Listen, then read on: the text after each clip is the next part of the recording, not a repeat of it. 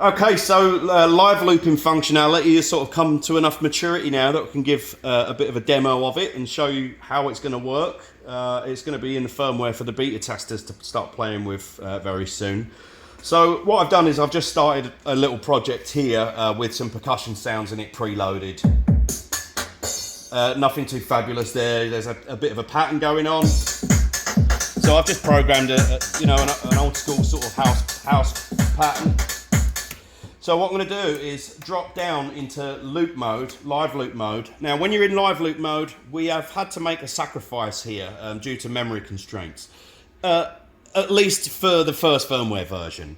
And what that does is when you go into live loop mode, it's going to hijack what would have been bank D, and it uses that memory to perform its live loops. You've got 8 channels of live loops, and the loops can just overdub indefinitely. And you can, once you're doing a live loop, you can commit it to its memory, and then you have got your undo buffer back again, which means if you overdub over what you just saved to that channel, you've got a level of undo all the time.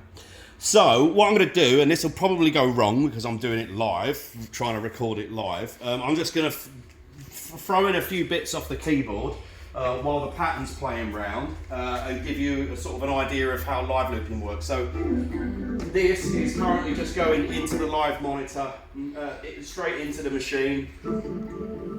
So I'm going to go record from there.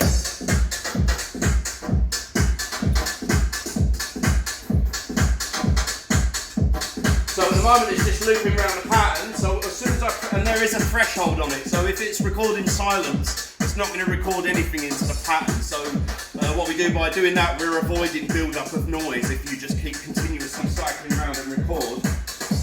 So I'm going to try and do this.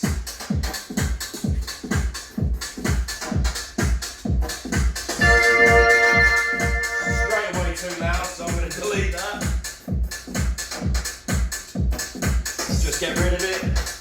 Make sure I'm recording.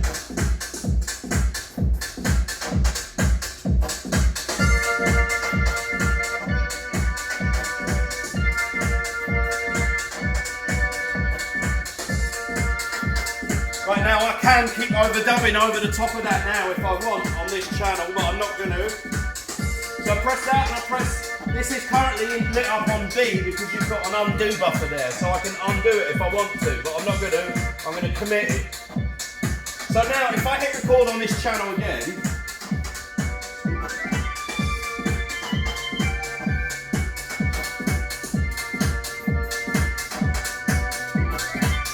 now that's still all on the same channel.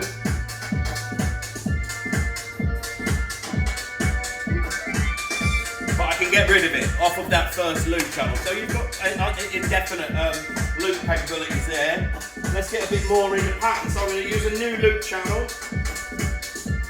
I think everything should be good there.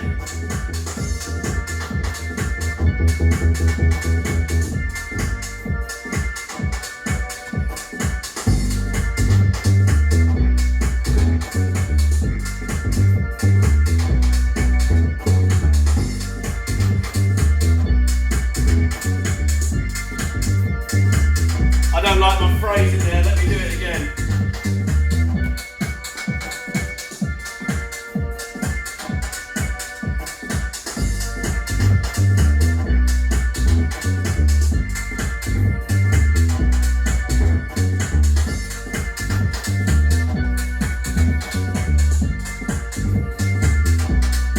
Right, new channel, just get a little bit more in there, and then you're going to get some sweet vocals out of me.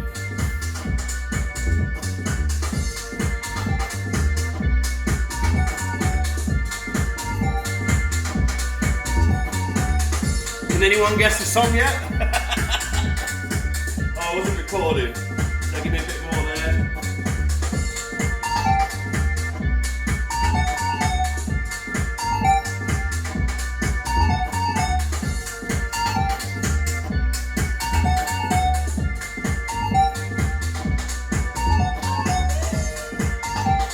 Right, time for some vocal loving.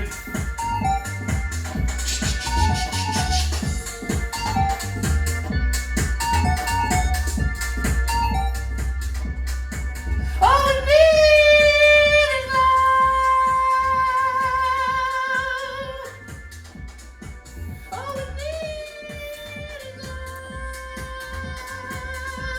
I can harmonise. I can't, but I'm not going to try and harmonise. But you can see it live looping. I'm not going to try. Do one more.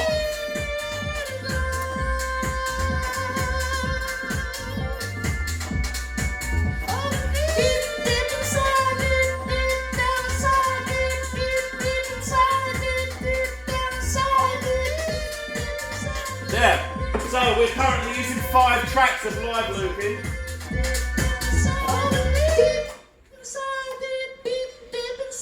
That voice of an angel.